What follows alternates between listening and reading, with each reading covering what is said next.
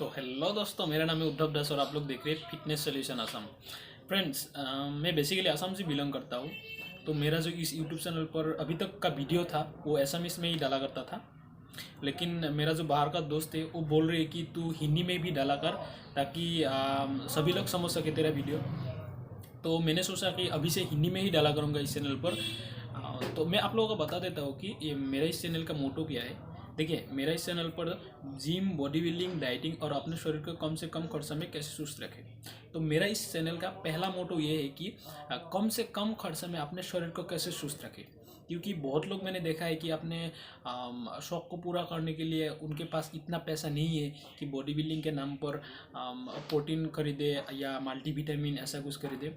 तो मुझे जितना मालूम है मैं आप लोगों को उतना बोलने या सिखाने की कोशिश करूँगा कि कम से कम खर्च में अपने शरीर को कैसे सुस्त रखें और अपना सपनों को कैसे पूरा कर सके।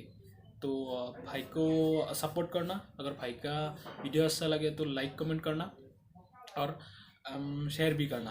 तो मिलते हैं अगले वीडियो में।